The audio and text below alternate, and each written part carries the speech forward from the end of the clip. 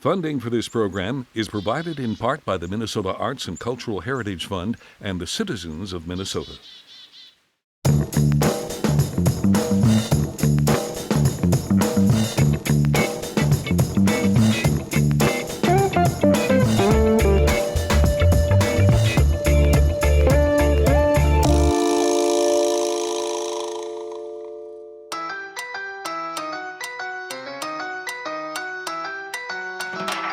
Hello, I'm Danielle Teal with Our Town Podcast from KSMQ Public Television. This podcast shares about events, businesses, organizations, and other happenings across Rochester. Today, I have a very good friend, Melissa Eggler, on the show, and she's going to talk about Therapy Artisan Market. It's going to be at the Little Thistle on May 1st. That's quite the tongue twister. I also had another one that was a tongue twister as far as the title goes, but it's such a cool title. Melissa, welcome to the show. Thank you, Danielle. It's great to have you, or great to be here with you and be able to explain kind of what this event means to me and hopefully to all the artisans in the community. Yes, and if you don't know Melissa Eggler, which I'd be really shocked if you didn't know her, she is quite involved in the community in many facets. Full disclosure, Melissa and I have been friends for a really long time. We met through Mothers and More back in the day, having events and doing things with our kids and that sort of thing. And I've watched Melissa through the years, really connect with her creative side and this artistic ability, and she's truly talented. So Melissa, for those that may not know you, please share a little bit more about you and why you got involved in the arts creative world in Rochester and beyond. Oh, wow. Sure. So I've been a resident of Rochester, moved here for love, like a lot of us do. And I think right away, being part of the community was something important to me because I like to create what I need around me. And so being involved in different organizations, social justice work, and artistic outlets in the community helped me be able to make my world better, the world that I lived in better. And so it was really important for me to kind of think about it that way. I've been an artistic person since I was born, probably, but my favorite thing ever was a big, huge pad of white paper and new colored pencils or anything to kind of push my creativity forward. I learned how to sew when I was super little, but I've always said that my hands have ADHD, but my brain doesn't. My hands are always moving, and my brain probably does a little bit. But my hands are always doing something. So I can't just sit down and watch a movie like somebody else and just sit there and watch the movie. I have to be creating something or doing something while I'm doing that. So, one of my main passions, this particular event has lots of different moving parts. And for me, throughout my life, I have used art and creating things as a therapy of sorts, like so many people do. It gives you the ability to get out of your head, stop fixating on whatever that negative thing that you're fixating on, be able to lose yourself in whatever it is that, you're creating. And this is creating of any sort. This is cooking. This is potting plants. My son is super into that right now. So am I, by the way. We're having a blast, planting seedlings and all that kind of stuff. So, it really, like you just said, it really is therapy. Yeah, it really, really is. And it helps you to kind of sort out the situation in your life and maybe look at it from a different perspective. And so when I creating things to sell I wasn't really intending to sell them. I would usually make things and just give them away to my friends or, display them in my own home or whatever. But when I started using this type of therapy, to be completely honest, it started when there was such turmoil in the world with civil rights and social injustices, and issues with, the police force, and all of these things that were just coming at you, when you're working or in your daily life, on the news, on social media, just in person, whatever. And I started to kind of create things as I would hear really upsetting news. So like, I was really sick for a couple of weeks, and I couldn't do much but sit on the couch. And so but as I said before, I can't just sit there, right? So I all of the materials and things that I use are all reclaimed. Nothing that I ever use is purchased new. Everything is either given to me, thrifted, rummage sales. It just comes to me in that way, but it's all been discarded previously. And so I had all of the little tiny balls of yarn from the end of the skein that somebody had maybe created a sweater from or whatever. And so I just started crocheting them in meditative ways, in meditative circles. And I have a thing with circles and spirals. And so that's, so what happened was, if you see the mandala, the big mandala that's behind me, this big one. I do. I'm so glad you're talking about it, because I was going to ask you to describe that. You should describe it for our listeners too. Yeah. So it's, it has hundreds and hundreds of different meditative circles. And that's what a mandala is. And this particular one I created when I wasn't feeling well that time. And I'm a news junkie, and I've tried to break myself of that, but unfortunately in this time you just can't. And so, but it was just such sad news all the time. And so each story that I heard became a different row and a different color and a different type of stitch. And what happened is it took all of that sad, upsetting news that I was hearing and reprocessed it into something that was beautiful and something that could help us to kind of see things in a different perspective. And that's what that particular mandala ended up to be. And it's actually stitched onto a hula hoop. And that's how big it is. Oh, wow. It doesn't look that big with you sitting in front of it, but now that you say that, I can see how that could happen. And then you have several more there. Are they all part of kind of that theme? And that, I mean, yeah, they're all kind of just a meditative situation. I mean, something that was upsetting in my life, in the world, in a friend's life, or whatever it was. And that's how I just processed the situation, thought about things, tried to think about things differently, tried to think of solutions, and worked through my issue, whatever it would be. And by the time it was done, I had a totally different perspective on how to handle it. That's such a great kind of coping mechanism too, which leads so that's really what that all is about. And again too, I really have a passion for letting things that are discarded, be able to have a new life. And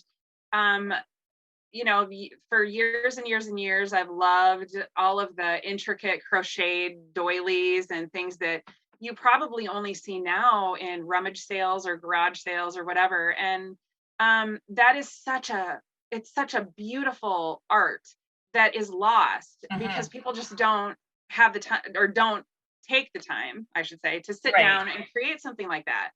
And so I like to save it all. So it my house kind of looks like a 95-year-old woman lives here, which I love 95-year-old women.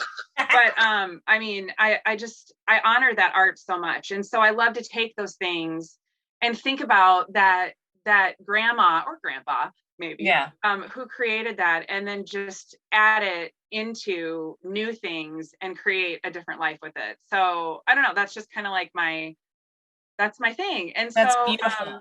On the other side of that, so I have this passion for just really celebrating everyone's type of art, whatever it may be. And in this case, organizing the Therapy Artisan Market which if you look at the title, and the title really means a lot to me because it says art, and then it has is in parentheses, and then therapy. And so yes, art is our therapy. And Yeah. so I wanted to really bring together artisans who have that same mindset. I mean, and most artisans do.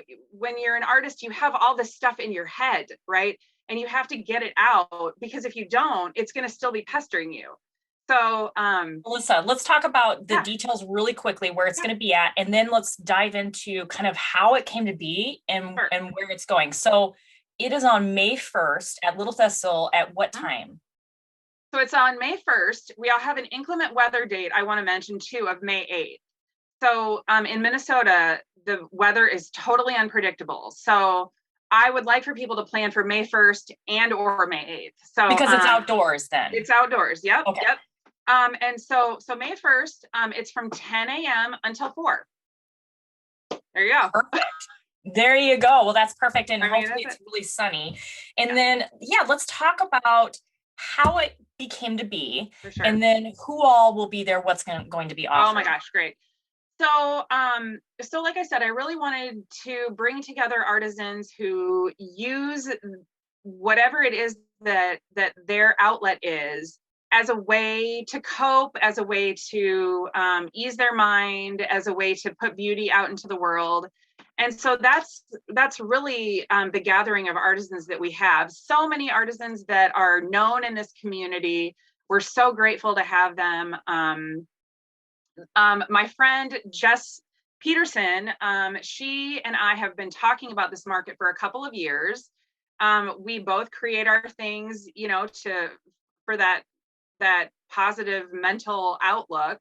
And she does the most hilarious, whimsical coasters and funny, cheeky art. So just standing at her table, looking at her things, you can just hear people just roaring with laughter.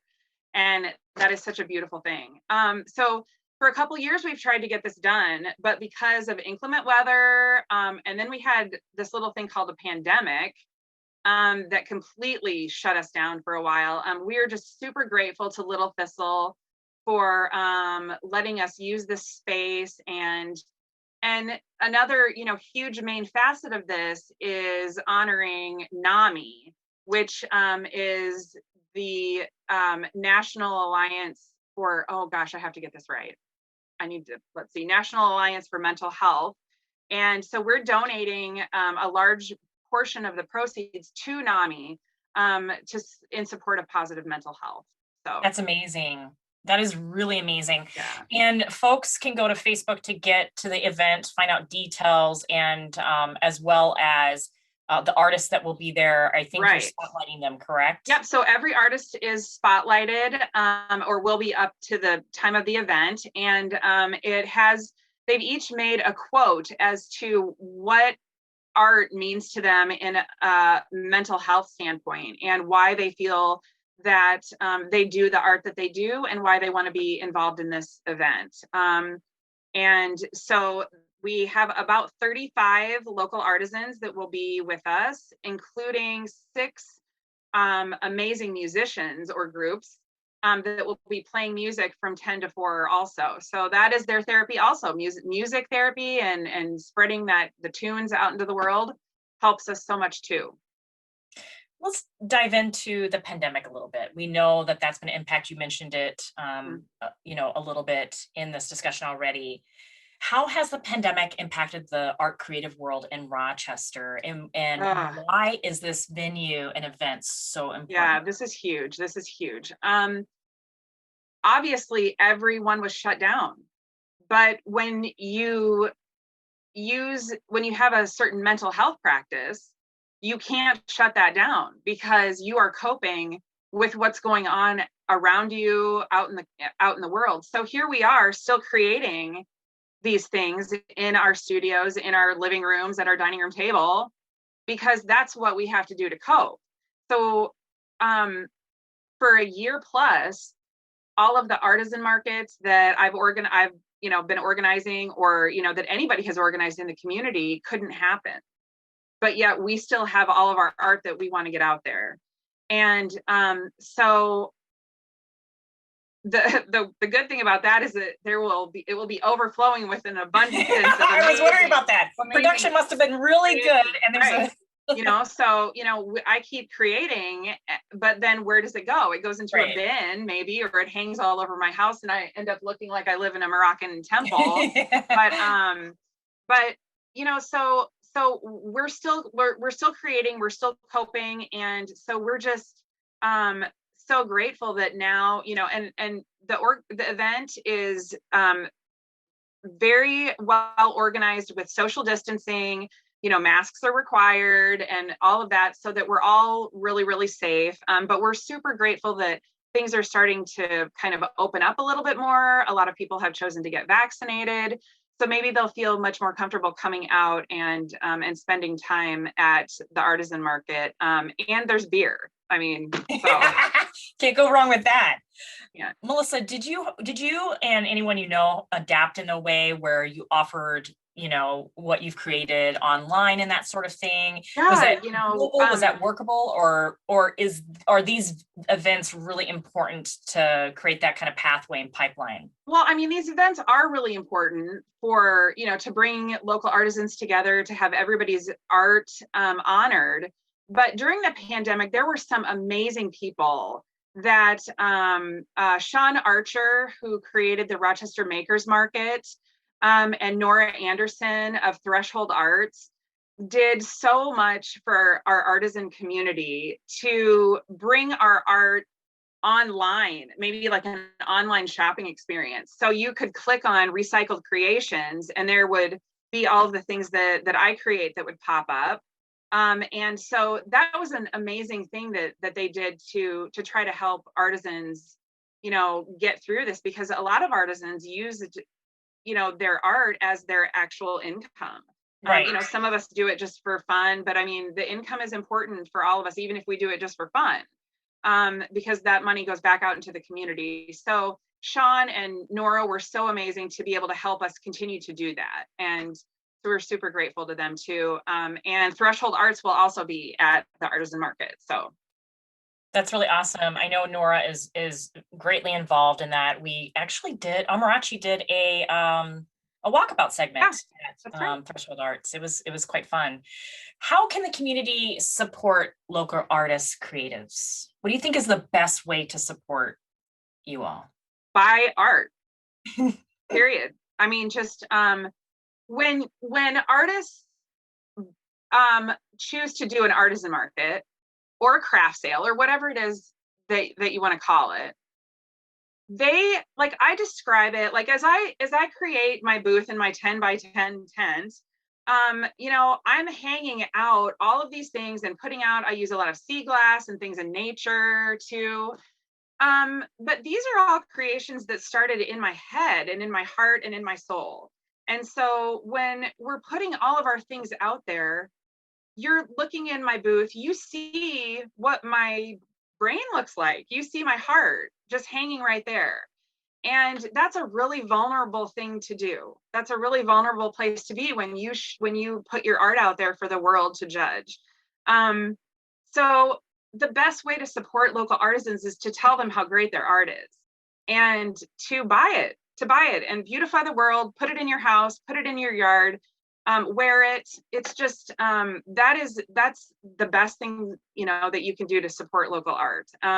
Go out and support local artisan markets, and just know that all that money that you spend with the artist goes right back into making your community beautiful.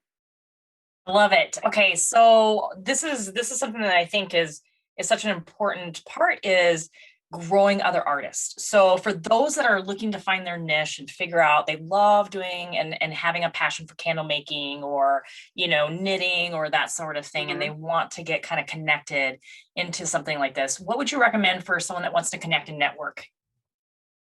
I really think, there are so many people that say, oh, I'm just not an artist. I'm just not artistic. I don't know how to do anything like that. You do. Whatever it is that you love to create, don't let anybody else tell you that it's not art. As I raised my children, they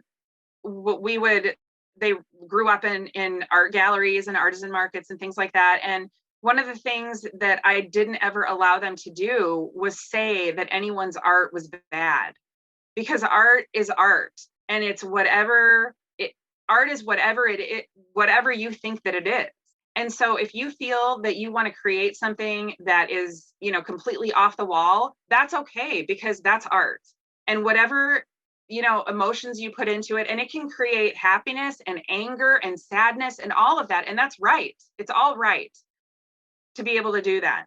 And I want people to know that it's okay to just create whatever you create. And there are so many, at Threshold Arts, especially the Artist Co-op, that is a great place to be able to have support as a new artist. And, I still don't really know like how to read or write a grant. I don't know how to do any of that. And so joining a cooperative is really wonderful to be able to have support, and there's a whole artist community there that can help you, that can help answer any questions you have as far as whatever it is you're doing. And so I think that's really important.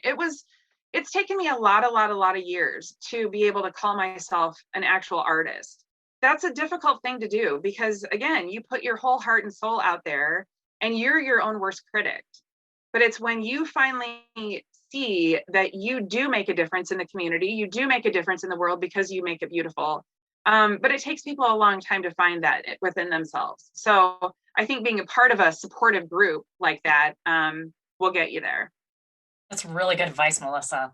But I don't know if you've seen the ladybug that I painted that ended up having to be a beetle, because the little dots on it were terrible. And I'm like, oh, I got to cover this up. But I think it's really good advice. And as a parent, I know that my type A comes through. And when my children are doing something or creating something, and I'm thinking in my head, like between the lines, like stay between the lines. And like, right. It's so hard. It is so hard. You want to control it to make it look like it's going to be perfect, right? But perfect is whatever it is you say it is. And that's it. I mean, it's up to you. And that's what's so great about art, is that it's your art and you can do it exactly how you want to do it. I love it. I think that's really good advice for adults, for parents of children, for anyone. That's such a tremendous bit of advice. Okay, here's another one. What have you learned over the last year that stuck with you, that has really stuck with you through the pandemic, through the creative aspect artistically, or just in community, reflecting on the year? I mean, really that obviously family and friends, and just the people that support you are really all you need. We were forced to be inside and not be able, you and I are very, extroverted people. Yes. And so, there were so many people that are like, check on your extroverted friends, because they're really struggling right now. And that was so incredibly true. But you come to know that there's this community around you that even if you're not out in that community, they're still checking on you. And that was something that I really did see. I was really fortunate to be able to still continue to do my job. I work as the coordinator of congregational life at the Unitarian Universalist Church here in Rochester. So I could still continue to do my job, but I just wasn't literally with my people. And so while that was really difficult, I was grateful to still be connected with them in this way, of course. But I mean, this year really, I guess I as a mom too, and maybe you can understand this, how grateful were we that our kids were with us every single day, right? Every single day and night. They probably hated it, but I have one that graduated from high school and was going to go to college and chose to do a gap year. I mean, oh my God, when you're so scared that your baby's going to leave, right? And you're ready for them to go, but then you get this gift of a year with him. That was so incredible. So really just, the connection of community, family, and friends, that was really spoke loudly to me. And also creating things every day. I have a kind of a thing that I do when I'm getting ready for a show or an artisan market, that I create 3 things a day, whether it's a new recipe or whether it's a new whatever. And so I really kind of found creative outlets that I didn't know that I had, because I was forced to find them. So that was really cool. It's amazing. Okay, in closing, any other events coming up or any other plans on deck for you, Melissa, and some of the art scene? We're just really thrilled. We're kind of focusing on this one, the Therapy Artisan Market at Little Thistle. So we want to get through that. Gray Duck Theater is having some weekend markets. That is awesome. They're going to do, I think, 2 like every other Saturday, right behind the Gray Duck Theater for local artisans. So that's amazing. But I mean, more will start to come as people feel safe and start to emerge out of the darkness. So that's perfect. And if anybody wants to get involved, how do they reach you? So they can go right to the Therapy Artisan Market event on Facebook, or they can find me, Melissa Eggler, on Facebook, or my group is called Don't Judge a Book, Recycled Creations. So, oh, cool. I'm so glad you're able to be on the show today, Melissa. Thank you so Danielle. much. And thank you for all that you do for the community. I love that you recycle and repurpose things into beautiful art. That's awesome. Thanks so much for letting me have this outlet to be able to tell people about art. We hope to see everybody out there and supporting local artisans and NAMI and Little Thistle. Perfect. Awesome. Well, thanks for tuning in to Our Town, the podcast. I'm Danielle Teal, your host with KSMQ Public Television. Shout out to Amarachi. She is our intern. She's fabulous. You should check out her walkabouts that she has done previously. And Annie, our producer, she's incredible. She puts us all together. You can catch up with us on Facebook or Twitter at KSMQ #OurTown.